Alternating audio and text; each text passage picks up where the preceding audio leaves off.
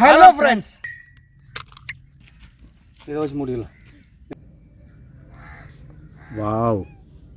வட்டலப்பம் நல்ல பெர்ஃபெக்ட்டான அளவுல சூப்பரா வந்திருக்கு பாருங்க. Hello friends.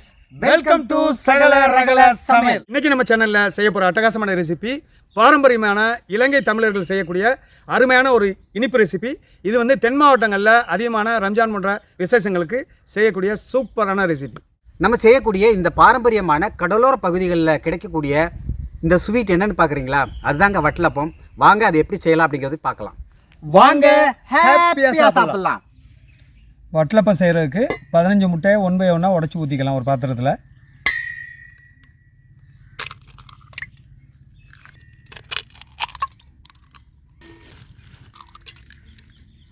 ஹீட்ரு வச்சு அடிக்க தேவையில்லை. நம்ம வந்து சுமார் இது மாதிரி ஒரு ஸ்பூனு இல்லாட்டினா கத்தியில் நிறைய பபிள்ஸ் வராமல் வெள்ளைக்கரும் மஞ்சக்கரும் ஒன்றா சேர்கிற அளவுக்கு அடித்து எடுத்துக்கணும். 1/2 லிட்டரு பால் சேர்த்துக்கலாம்.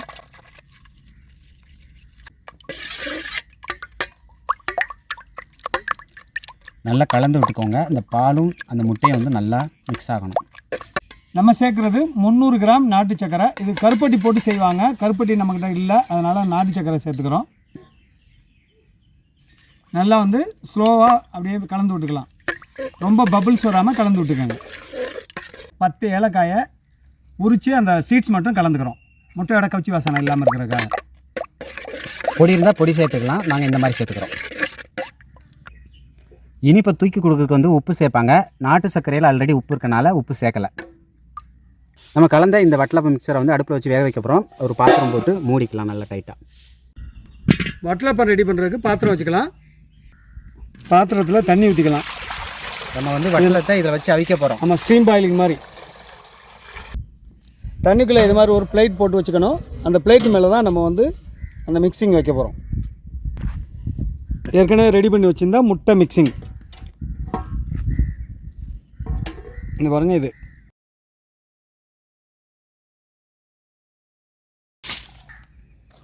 இதில் ஒரு வெயிட் போட்டு வச்சிடலாம். நார்மலாக குக்கர் போட்டு மூடி வைப்பாங்க. நம்ம வந்து இந்த மெத்தடில் மூடி வச்சிடலாம். வட்டலப்பம் ரெடி ஆயிடுச்சு. வாங்க ஓப்பன் பண்ணி பார்க்கலாம். வாவ், பக்காவாக ரெடியாக இருக்குது வட்டலப்பம். பாருங்கள் எந்த அளவுக்கு சாஃப்டாக ஸ்ட்ராங்காக இருக்குது. நம்ம இதை வந்து கட் பண்ணி பார்த்துக்கலாமா?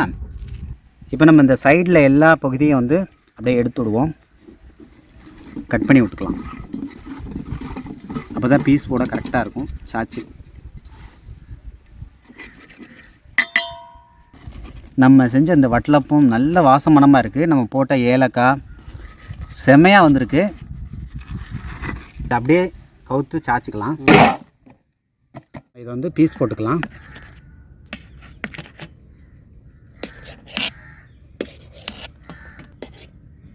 உங்களுக்கு தேவையான சைஸில் போட்டுக்கோங்க. நான் இந்த சைஸில் போட்டுக்கிறேன்.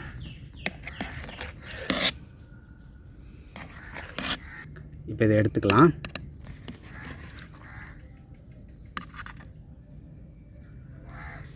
வாவ்,